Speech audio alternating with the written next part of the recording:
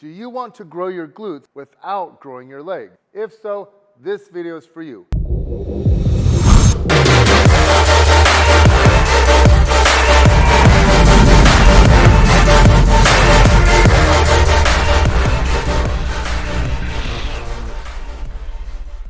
In this video, I'm going to discuss why it's so hard to grow the glutes without growing the legs. I'm going to tell you which exercises you should avoid if you're trying to grow the glutes without growing the legs, and also tell you which exercises you should focus on if trying to grow the glutes without growing the legs. So what's the deal with the glutes? Why is it so complicated? Well, I would argue that building glutes is not that complicated, but building glutes without building the legs is complicated. So why is this? What's the deal with the glutes? Well, the glutes are the largest muscle in the human body. They're the keystone. If you look at a human muscular anatomy chart, you hone in on the glutes. They're the centerpiece. They tie a lot of things together. The glute max has bony attachments to the pelvis, the sacrum, the coccyx, and the femur. So that ties a lot of important things together. You've got connections through the thoracolumbar fascia up through the lat to the humerus. You've got connections to the IT band, down to the tibia. You're going to have fascial connections to the pelvic floor. So the glute max influences a lot of movement. With its main actions being hip extension, hip external rotation, and hip abduction,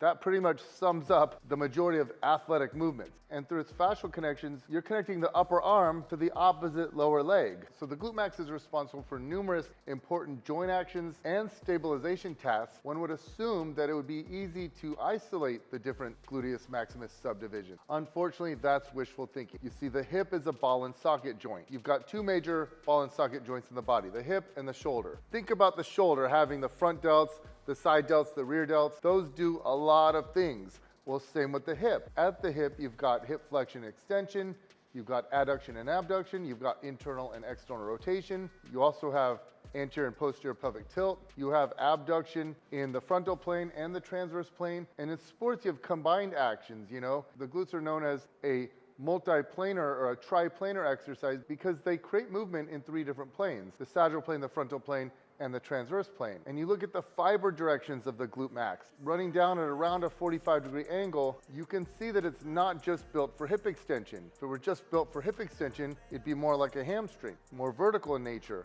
But because of this unique fiber direction, you got massive stabilization at the SI joint. You also have a muscle that's very well designed for hip external rotation. The upper fibers are better abductors, the lower fibers better hip extensors, but it's not as simple as a hinge joint, you know? Think of the knee. A simple hinge joint is built for mainly two tasks, you know, knee extension, knee flexion. In general, the quads produce knee extension, and mainly the hammies produce knee flexion. These hinge joints are much more simple than the ball and socket joint. And because these joint actions are so important, it makes sense from an evolutionary perspective that we don't just rely on one muscle for hip extension, for example. Because what if that muscle got injured? What if, you know, a large animal bit you on the butt and took out your gluteus maximus? You wouldn't be able to walk. So in order to assist with our survival, with our longevity as a species, you've got a lot of synergists. With hip extension, you've got the hamstrings, the adductor magnus, and the gluteus maximus. And it's hard to isolate the glutes during hip extension. In general, you're going to use all three of them. Now, say you want to perform hip extension and you want to target the glute max as much as possible. Well, how do you take the hamstrings out of it? Well, you can bend the knee and do bent knee hip extension. The bent knee is going to shorten the hamstring, you're going to slacken it, weaken it, and then the glute max will do a little bit more. How do you take the adductor magnus out of it? Now, anytime you go super deep in a deep hip flexion, like a deep squat, you're going to heavily use the adductor for hip extension because it has really good leverage at the bottom of a squat. So in theory, you either wouldn't go deep or you'd need to try a different strategy, such as using the gluteator, where you carry out simultaneous hip extension and hip abduction. Theoretically, that would take the adductors out of it, or perhaps wearing a band around the knees so you're simultaneously producing hip abduction and hip extension. Perhaps that would reduce adductor recruitment. Or you could also focus on exercises like hip thrusts or kickbacks, which are not very hard in the stretch position. All right, a lot of the best glute exercises, squats, lunges, step ups, single leg presses, Bulgarian split squats, they're all going to utilize simultaneous knee and hip extension. You're going to extend both joints at the same time. So you necessarily have to use the quads and the hip extensors. Now, because the knee is so bent during those deep squatting tests. It will reduce hamstring recruitment, but you're still going to work your adductors substantially, and you're going to necessarily work the quads. And there's evidence that when you carry out simultaneous knee and hip extension, the glutes do a little bit less. They don't fire quite as hard as they do when it just carries out hip extension. Something about the nervous system knowing you're doing two things. Maybe we shouldn't maximally fire the glutes. Maybe we should rely more on the quads. We don't know why this happens, but it does indeed happen. The other thing you need to consider is when you go very deep, the glutes don't activate very well. In super deep hip flexion, the glutes are pretty silent. So how do you activate them in deep hip flexion? One strategy is to wear a band around the knees, but that has not been proven. That's just a theory at this point. All right, what if you do kneeling glute exercises like kneeling squats, kneeling hip thrusts? Well, you're gonna shorten the hamstring, take the hamstrings out of it a little bit. You end up not going quite as deep, so you take the adductors out of it a little bit, but now you're working the glutes through a shorter range of motion, and you'll still likely feel it in the quads. Whenever you do vertical hip extension exercise, you're gonna work the glutes very well in the stretch position. Now, this is true of RDLs, good mornings, all types of squats, all single leg squat variations like lunges. The problem with vertical movements, they always work other muscles with it. When you do RDLs and good mornings, you're gonna work the hamstrings very well. When you do squat and lunge variations, you're gonna work the quads very well. So a solution to that is do more horizontal hip extension exercises. Right now, we think that vertical and horizontal hip extension exercises appear to be roughly equal at growing the glutes. But the nice thing about horizontal hip extension exercises, they're not as hard on the body. They don't beat you up as much. They're not as hard to recover from, so you can carry them out more frequently or with greater volume. Now, what about hip external rotation? Can you just do that and target the glutes? Well, unfortunately, the deep 6 external rotators also carry out hip external rotation, so you're going to work those too, and those muscles are also going to assist in transverse plane hip abduction. So when you do seated hip abductions, you're going to get help out from the deep 6. You're also going to get some help out from the posterior fibers of the glute medius and minimus, and maybe some of the TFL as well. So I just mentioned hip abduction in the transverse plane. Now, what about the frontal plane? The upper glute max seems to work decently as a frontal plane hip abductor, but the glute medius and minimus are the primary hip abductors in the frontal plane. Yes, the TFL will help out a little bit too. So you can kind of perform kickbacks at an angle back, but we don't know which angle would be optimal to involve as much upper glute max as possible without involving the glute medius and minimus, because again, those are the primary hip abductors in the frontal plane. And finally, posterior pelvic tilt. So even if there were great posterior pelvic tilt exercises, theoretically, the rectus abdominis also produces posterior pelvic tilt. So it's a synergist. So you could theoretically produce posterior pelvic tilt relying more on the abs compared to the glutes. But in general, during hip extension exercises, posterior pelvic tilt is mostly glute, whereas hip flexion exercises is mostly abs when you posterior pelvic tilt. So I just gave you a good breakdown of the role of the glutes and listed off the numerous synergists during gluteus maximus exercises. And while we can theorize about the effectiveness of the different types of exercise, unfortunately, most hypertrophy studies that we have, and we only have a handful of good glute max training studies to go by, but almost all of them involve hip extension. We don't have a lot of studies, examining hip abduction in the frontal transverse plane, hip external rotation, and posterior pelvic tilt, and looking at how effectively they grow the glutes. I think most experts would agree that hip extension exercises are going to be king for glute development. They move you through the most range of motion, and they're definitely the most popular glute exercises. But as I previously mentioned, it's really hard to target the glutes during hip extension, and so if you're trying to grow the glutes without growing the legs, it becomes more important to add in these other joint actions, because if you rely solely on hip extension, you're probably going to build the legs too. And it'll also be very hard to maximize lower glute max size if you didn't perform vertical hip extension exercises, because theoretically they're the most effective at hitting the low glutes. Although the only study to date, the Plotkin 2023 study, showed equal lower glute growth with hip thrusts and squats, I still kind of think based on soreness. When you do really hard squats or step ups or lunges, split squats, you feel the lower glutes the next day more so than when you do hip thrusts or kickbacks or back extensions. So we really need to put a lot of thought into this. So with that in mind, what exercises are definitely out? What exercises should you completely avoid if you're trying to grow the glutes without growing the legs? First off would be upright squat variations. So this is your goblet squats, your front squats, your high bar squats, your deep squats, your hack squats, your pendulum squats, your V squats, your leg presses with a low foot position, and all of your single leg movements where your knee travels far over your toes, where you stay pretty upright. All of those are out. Why? Because they're all gonna massively grow the quads, and you don't want quad growth. I know you probably love some of these, we all do, but you have to be scientific with your training. So don't do any of those. Oh, what can you do instead? You can do glute dominant variations of these lifts. And I want you to pay attention to this shape, okay? This shape here is what I wanna see with all glute dominant quad exercises. So if you do a squat, you're gonna do a vertical shin parallel box squat. You might not be able to keep the shins perfectly vertical, but you try to keep them as vertical as possible and reach back, sit back. Why are you gonna do that? Because that's going to reduce the knee extension moment and increase the hip extension moment. And what that means is you're gonna increase the demands on the glutes and adductors and decrease the demands on the knee. And this same shape, that same exact shape applies for leg presses. Leg presses, double leg and single leg, put your foot high on the platform. Lunges and split squats, I want you leaning forward and sitting back, keeping that shin pretty vertical. Step ups, you're gonna sit back and lean. So with the single leg exercise, you want a long stride, big lean, just go to parallel, don't go deeper, and a pretty vertical shin. Now, these are still gonna work the quads and they're still gonna work the adductors. So when you do these exercises, you're only gonna do 2 sets. Don't do 3 sets, don't do 4 sets. And do these sporadically. These are not gonna be the cornerstone of your program.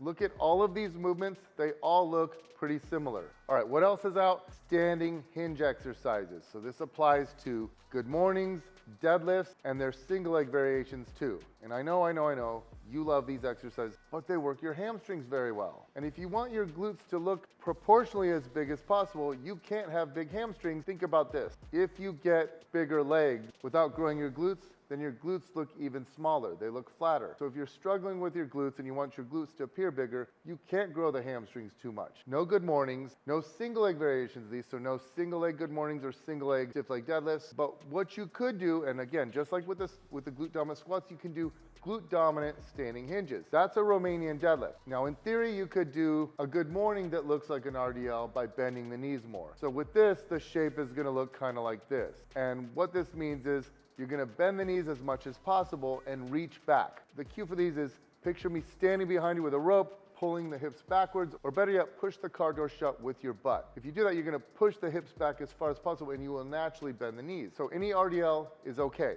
You can do Romanian deadlifts with a barbell, with dumbbells. You can do them off the pit shark. You can do any single leg version of those. My favorite single leg RDL variations are the hip supported single leg RDL and the single leg abducted RDL, but there are tons of good ones. You might just like braced single leg RDL or even B-stance RDLs. Another option here is the straddle lift. Now we do this with the T-bell standing on blocks. You could use a dumbbell or a kettlebell, and the straddle lift is amazing for glutes. Think of it as a squat where you don't quite go to parallel or maybe just reach parallel, but you lean forward as far as possible. You're trying to stretch the glutes maximally. It's kind of like a mix between a squat and a deadlift, and you're gonna sink deep when you do these. You're gonna feel these so much in the glutes, but you can also do these single leg. You can do kind of like, I call it a Bulgarian Romanian or a Romanian Bulgarian, where you kind of mix together a Bulgarian split squat with a single leg RDL, but it looks like a hybrid. Now, unfortunately, with all of these variations, with any RDL and good morning, even if you bend the knees, you're still gonna work the hamstrings a lot, and same with the straddle lift. So again, just do 2 sets. You're gonna limit these because you don't want too much hamstring growth, but they are very effective glute builders. All right, what else is out? The majority of lower body isolation movement. The only isolated joint actions for lower body that you are gonna be doing a lot of are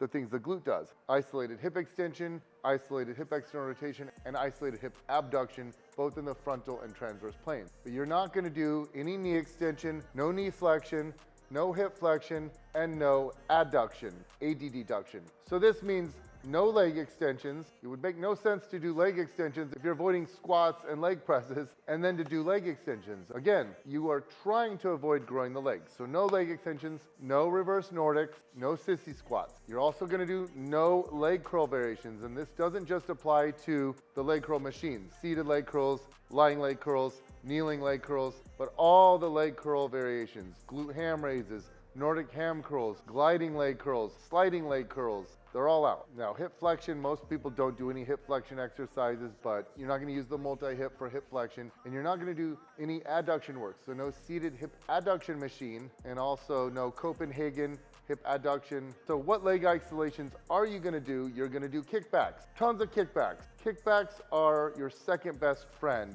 if you're trying to grow the glutes without growing the leg. And you can do all types of kickbacks. My favorite kickback machine is the Glute Builder. We have one here at Glute Lab. Back in the day, I used to use the reverse hyper. We'd get underneath it and we do pendulum kickback. And these are very effective, but you're most likely gonna do kickbacks off the cable column. You can do them standing, you can do them swoopy, hingey, you can bend over more, you can do them high pulley or low pulley, you can do them kneeling. Now, if you do them kneeling or the high pulley kickback, you are gonna involve the quads. It's kind of like a step up, it's like a step down. And this also applies to using the assisted chin up and dip machine where you do those step downs. So limit those to 2 sets, but the other kickback variations, you can do 3 to 4 sets. They're all amazing. We also like to use ankle weights. We use bands all the time, and do not underestimate bands for glute growth. Banded kickbacks, but especially band abductions, which I'll address in a minute. You're also gonna do hyper variations. Now, when I say hypers, I'm meaning back extensions, 45-degree hypers, and reverse hypers, okay? Now you can do these straight-legged, but if you do straight-legged, it does work the hamstrings, so you're gonna limit those to 2 sets. So all the different types of horizontal back extensions, which you do off of GHD, as well as 45-degree hypers, whereby there are a lot of variations, okay? You can do them with body weight, you can use a dumbbell, you can use a band, you can use a barbell, you can put your hands behind your back and do single leg. And now various equipment manufacturers are making loaded hyper devices. Now Booty Builder makes the cable back extension, which is amazing. We love it here at Glute Lab. And Glute Builder has a plate loaded version that allows you to do straight leg and bent leg. And this is very popular as well. You can also do bent legged 45-degree hypers by putting your feet against the wall while using a standard 45-degree hyper, but your gym might not like that. If you train in a garage gym, it's fine. You can also do a bent leg back extension variation with a Smith machine off of a bench and like a Smith machine or a barbell in the rack like this. It's a complicated setup. It's also a short range of motion. There are ways to increase the range of motion, but this is a way to do bent leg back extension. And the bent leg back extensions are thought to reduce hamstring involvement. So when the legs are bent, you can do more of them because it's not gonna involve the hamstrings, it's gonna involve more of the glutes. But what about reverse hypers, okay? Reverse hypers are great for glute development. You gotta have the reverse hyper unit though. You can do body weight variations all you want. Those are kind of like accessories to throw in at the end. But if you do them with load, you need the reverse hyper station. Now you can do them the standard way. You can do them double leg, single leg. You can also do bent leg reverse hypers. Now people might call this something different, but you do this off the Smith machine and you're laying your torso on a bench and you have bent legs and you're basically kicking the barbell on the Smith machine upwards. It's complicated, it takes some getting used to, but it is a very effective glute builder and the knees stay bent, so it's less hamstring, more glute. So I covered hip extension isolation movements. What about abduction? Now you can do standing hip abduction straight to the side, or you can go diagonal rearward. You should probably do both because there's a lot of subdivisions in the glute medius and minimus. And you're doing frontal plane hip abduction mainly to work the glute medius and minimus to build the upper glutes of that shelf. So you can use a cable column. You can do, like I said, cable standing hip abduction or glute medius kickbacks, which are 30 degrees rearward. And that's thought to be more in the plane of the glute medius. Now you can also use an ankle weight or a glute loop with these. And we do tons of Glute Lab abduction, especially in Glute Lab San Diego. We use these with every session. My clients there love the glute loop. And we learned that during the COVID quarantine, upper glutes were growing because people were using their glute loops every day. Bands don't beat you up much. The glute medius can recover. You could do the standing band abductions pretty much on a daily basis. Now you can also do extra range side-lying hip abduction. If you're really good, you can throw an ankle weight on. These are brutal. You can even do those off the reverse hyper. Now you can do glute medius side bends on the Smith machine. You can do glute medius side steps off the cable column. This is kind of like a heavy lengthened partial for the glute med. You can also do bridge abduction off the seated hip abduction machine. And this has become a staple here at Glute Lab. Now, we also have some unique machines here. We use the Snow Angel machine all the time. You probably don't have this, but this is awesome for upper glutes. Now that covers frontal plane hip abduction, but what about transverse plane hip abduction? Transverse plane is when you're leaning forward, when you're bent over. The main exercise is the leaning seated hip abduction. You know, you're gonna lean as far as you can without rounding the low back too much. Now we do these full range of motion We do pulses. You can do single leg with this. If you train from home, you can mimic this in two different ways. One with the sideline hip raise, and when you get good at those, you can add range of motion to it. You can even add a lot of range of motion to it, which makes it brutal. You can also add load to those if you want. You can also do band leaning seated hip abduction, or even just seated where you bring your knees to your chest and do it from a seated position. Obviously with the band, you can also do band hip hinge abduction. And then we have some unique machines here, for example, the 3D abductors. And when you do transverse plane hip abduction, you're gonna work the upper glute max more.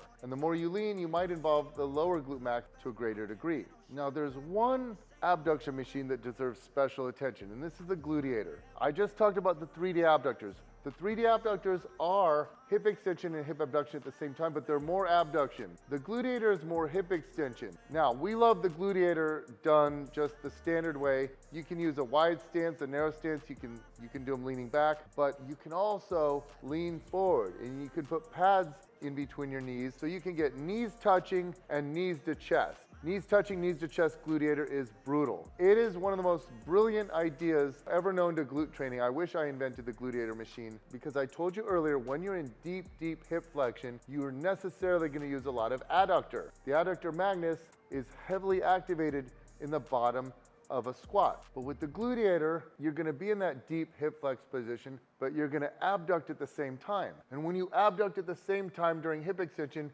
theoretically, you're going to greatly reduce the adductor involvement and put more burden onto the gluteus maximus. So again, knees touching and knees to chest. I wish all of you had a gluteator machine, because this is amazing. You're working the glutes very hard in a stretch position like you would in a squat without any of the drawbacks. It's safe, no low back loading. You're not working your quads, and you're taking your adductors out of it substantially as well. It is brilliant. I've mentioned bands for hip abduction, for hip extension, for kickbacks, but what about wearing one during hip extension exercises? Could that take out the adductors a little bit? Theoretically, it could. So if you don't want your adductors to grow, that's another strategy, that when you do squats, when you do leg press, possibly for deadlifts, you'd have to have a strong band because you don't flare the knees out during deadlifts, but also during hip thrusts and glute bridges, you put the band around your knees, you're going to work a little more upper glute max and possibly take the adductors out of it. More research needs to be carried out to see if that's the case. If it is, that's huge. Now, what about sumo lifts? What about sumo style variations? Can you do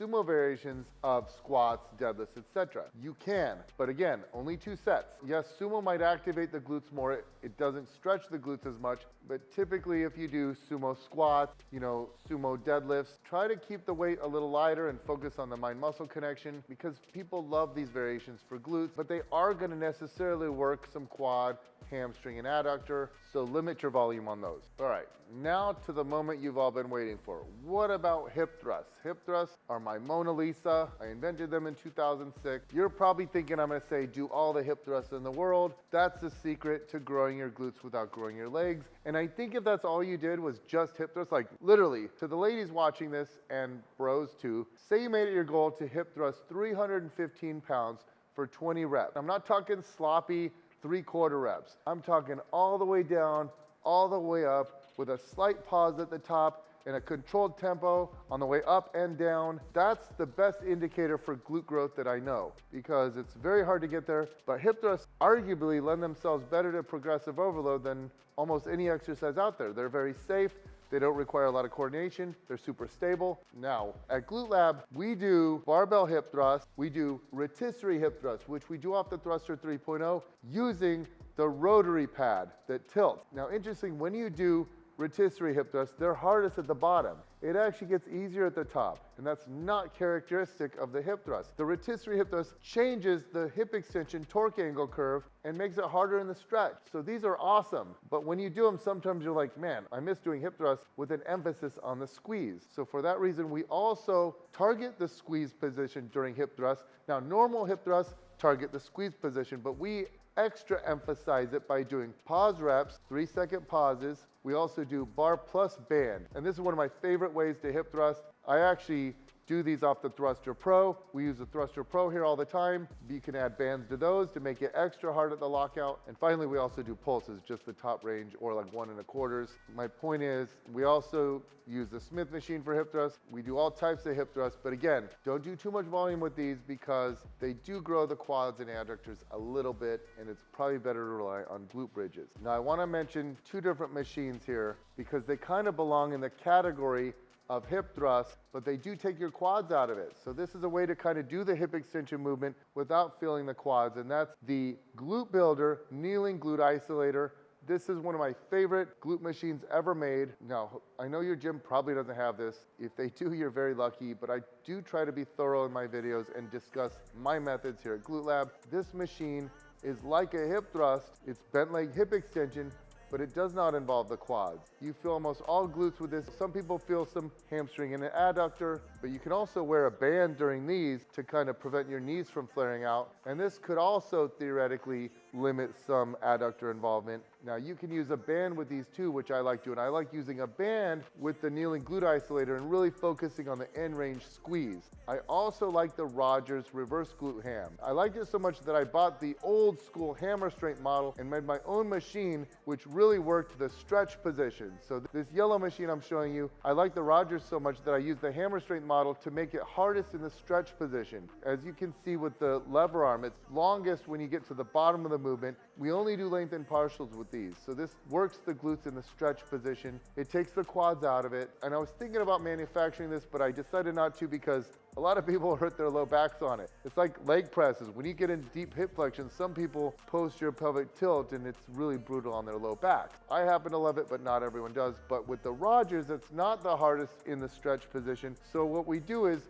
we load it up extra heavy. You need a partner with these, but we just do length and partials off these. We do the bottom half range of motion for the stretch position. We do high reps and it feels amazing for the glutes. So the Rogers for the stretch, kneeling glute isolator, glute builder for the squeeze. These are awesome exercises. Again, you probably don't have these. These are specialty pieces, but I love them for growing the glutes without growing the legs. So the culture here is amazing for hip thrusts, and I do think you can do hip thrusts. The problem is some people feel a lot of quads or a lot of hamstrings when they hip thrust. Now the Plotkin paper showed that the hip thrust did not grow the hamstrings at all, but they did grow the quads half as well as squats. And they grew the adductors a little bit less than half as well as squats. So they do grow the adductors a little bit. They grow the quads a little bit. What would be an even better strategy would be to perform glute bridges. So glute bridges are your best friend. I mentioned kickbacks are your second best friend. Glute bridges are your best friend if trying to grow your glutes without growing the legs. Why? Because glute bridges take the quads out of it. Now they don't move your hips through as much range of motion. You don't get as much glute stretch, so you're gonna have to do more volume.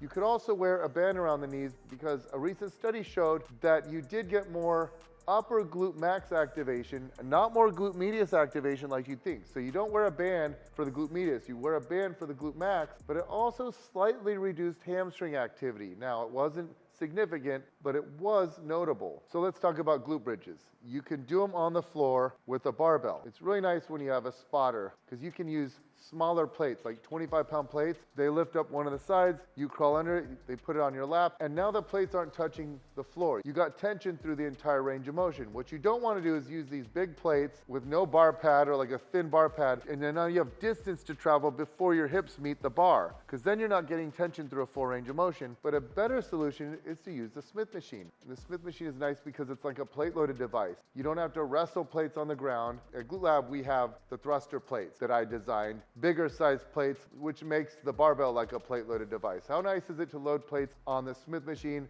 or on a plate-loaded machine or like a leg press compared to on the bar when doing deadlifts and hip thrusts, and you got to wrestle those 45-pound plates into the position. When you get super strong, that's a workout in and of itself. So the Smith machine is nice because you also have tension throughout the full range of motion. When you go all the way down, there's still tension. You can elevate the feet slightly for a little bit more range of motion. And if you do them from the floor, it's nice to have something blocking you from moving rearward. Because if you've done a lot of barbell glute bridges, you tend to slide back when you do them once you get very strong. So when I invented these in 2006, I would stand above my clients and my training partners would stand above me, and I'd use the back of their legs for stability. Now we put 2 glute benches against the wall, or you can use a Bosu ball and put your neck on it. I personally like using the angled Smith machine a little bit more. When I do angled Smith machine for hip thrusts, I position myself to where the bar goes away from me as I come up. When I do Smith machine glute bridges and frog pumps, I position myself the opposite way to where the bar goes this way as I come up. Now, some people believe that doing hip thrust pulses, just doing the top portion of hip thrust, would be better for growing the glutes without growing the legs. You might have learned this as a CAS glute bridge, but we always did them as just hip thrust pulses. Regardless of the name, you just do the top portion. Those might be better at growing glutes without growing the legs, but I still think glute bridges would be ideal compared to those because you're going to reduce quad involvement, because when you're at the top of the hip thrust, the quads are going to contract. Now, speaking of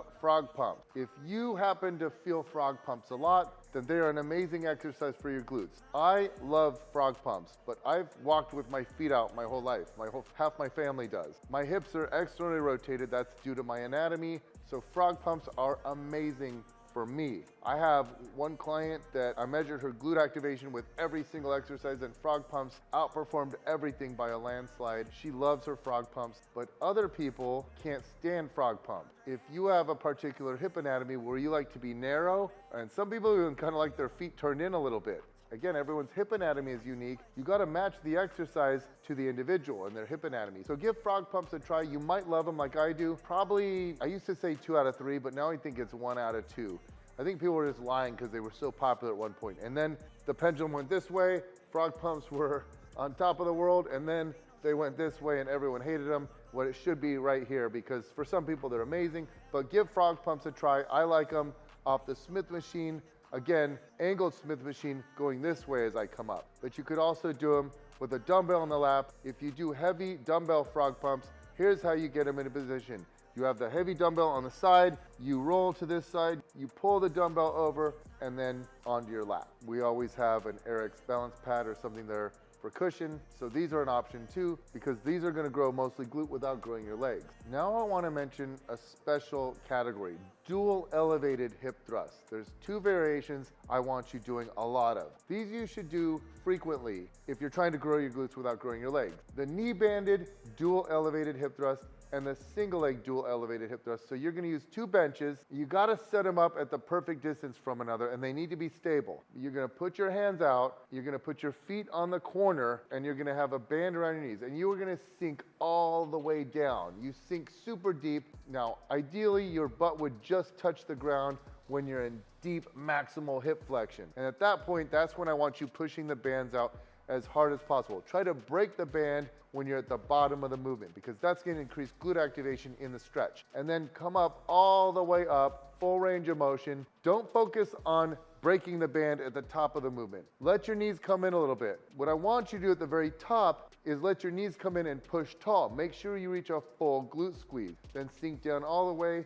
If you could do 3 sets of 20 of these, pushing out as hard as possible on the way down with maximum stretch on the bands in the deep stretch at the bottom of the movement with 1-minute rest periods, I guarantee you're gonna like this exercise. You gotta play around with it. Once you learn it, you're gonna love this movement. That's gonna grow mostly glute. It's not gonna involve a ton of quad, hamstring, or even adductor. So this should be a staple, but you don't progressively overload it. You progressively overload your glute bridges and maybe your hip thrusts. But exercise like these and kickbacks and band work and ankle weight and cable work, those you don't always go for progressive overload. Those you do more for the mind-muscle connection and the feel. And then there's its single leg counterpart. You don't use a band with these, you just do them 1 leg at a time. But interestingly, these are hardest at the bottom of the movement. It's really tough at the bottom, hard all the way through. Now there's 2 more categories of exercise that most glute experts or like most trainers would look at these 2 categories and say it's a waste of time. It's a short arc, short range of motion. Why even concern yourself with hip external rotation or posterior pelvic tilt? But I do wonder if you did enough volume with these 2 exercise variations, I think they could grow the glutes. They don't work much of anything else. And for hip external rotation, there's the cable cuff standing hip external rotation. These are complicated. It takes a while to get used to, but this does a great job of isolating the glute max. Doesn't work your quads, your hamstrings, or your adductors. And you can also do band standing hip external rotations You can do this with a cable too. We used to use a band all the time. I stopped programming these because they're so hard to teach. Everyone does them wrong. But if you do these right, you feel mostly all glute, a little bit of oblique. And then finally, loaded posterior pelvic tilt. Well, you can do this off the pit shark, off of a belt squat apparatus. You just load the plate pegs up, super heavy, and you stand there and you do a standing glute squeeze. And when you do it's like squeezing your glutes against resistance. And this is all glute. You're not going to use anything else. It's like flexing your glutes against resistance. Again, it's a very short range of motion. It's probably just like 15 degrees of posterior pelvic tilt, which you can think of as hip hyperextension, because with hip hyperextension, you got the femur moving across a stable pelvis.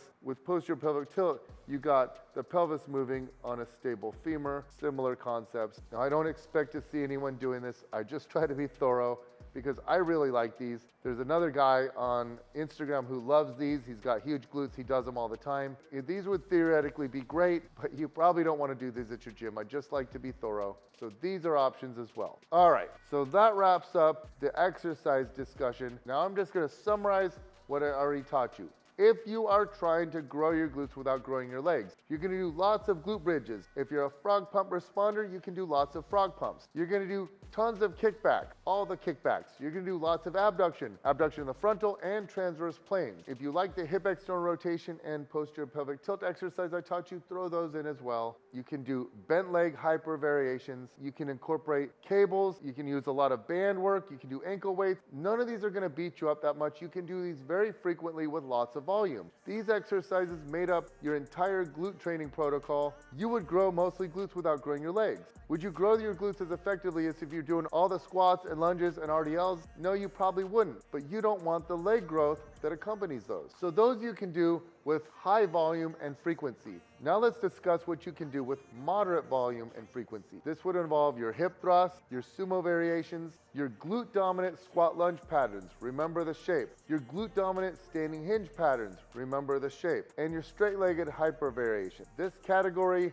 will effectively grow your glutes, but it will also build some leg muscle with it, so you limit it. And what you're going to do no volume of are leg extension variations, leg curl variations, and hip flexion and hip adduction. These are out completely. I'm very passionate about this topic. Now, I'm proud to say I was the very first person to identify this as a niche market. Even within the glute training community, this is a niche within a niche, because there are a lot of women who desire glute growth without the leg growth. And people judge this. People get so pissed, but it's fine. It's okay. It's perfectly okay to want to grow your glutes without growing your legs.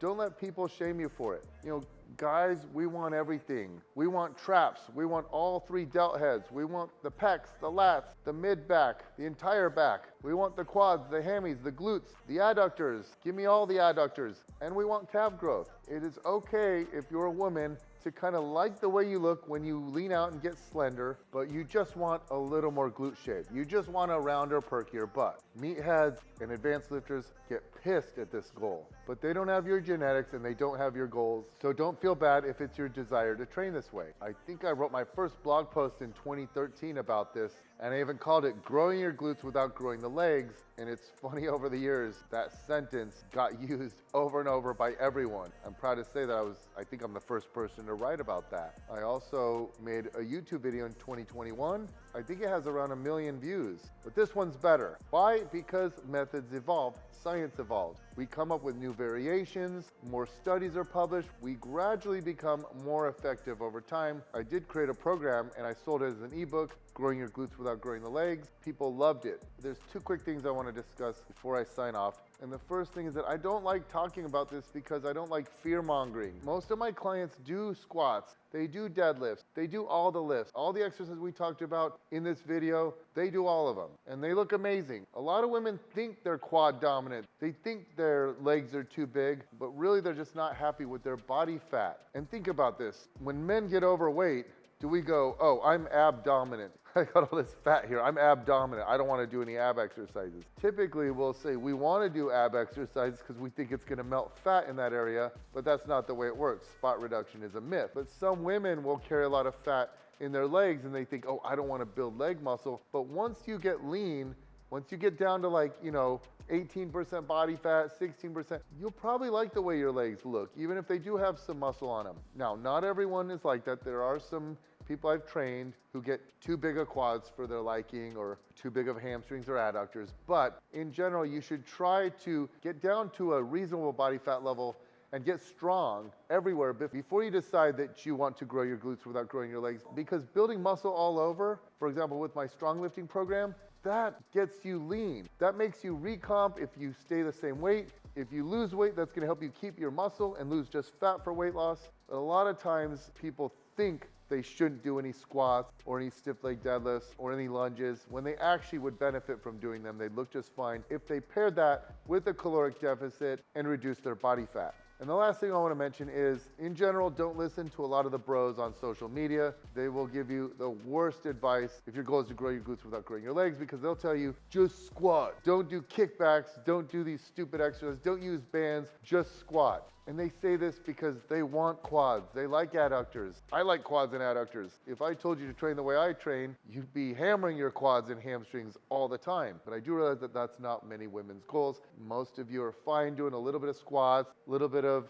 Romanians, a little bit of lunges, but you do want to do a lot of glute work. And you want to train glutes 3 times a week. And you want to do hip thrusts every session. You want to throw in kickbacks and abduction every session. That is the way that most bikini competitors train. That is the way the ladies with the greatest glute development in the world train. Listen to them, not the bros. They tend to give the worst advice because they've never trained glutes in their entire life. They train legs and their glutes happen to grow from it, but most of them have never even done a hip thrust or a kickback or used bands for abduction or anything like that, and therefore they don't have expertise on the matter and shouldn't be listened to. They might understand hypertrophy in general, but they don't understand trying to grow the glutes without growing the legs. And even if you don't have this goal, this video is still useful because variety is the spice of life. We need lots of variation in strength and conditioning because sometimes you get injured. Think of yourself as a carpenter. A good carpenter is gonna have a large toolbox, right? You're gonna have all these specialty tools. Yes, you're gonna use your hammer and your screwdriver a lot more often than the other tools, but throughout the year, you end up using all of them. You know how to use all of them, the right time and the right place. That's how strength and conditioning work. I hope you found this video to be useful. Please give it a like. If you like what you saw, please leave me a comment. Let me know what you're thinking. I'm trying to get to 1 million followers in 2025. I'm committed to coming out with a video at least once a week, preferably once every 5 days. I got Alex back. As you can see, we're doing our best. If you're new here, welcome to the channel. I'm Bret Contreras, aka The Glute Guy. Please subscribe to my channel if you like hearing about the glutes or all things sports science, because I'm gonna make a lot of videos on the science, strength, and hypertrophy training.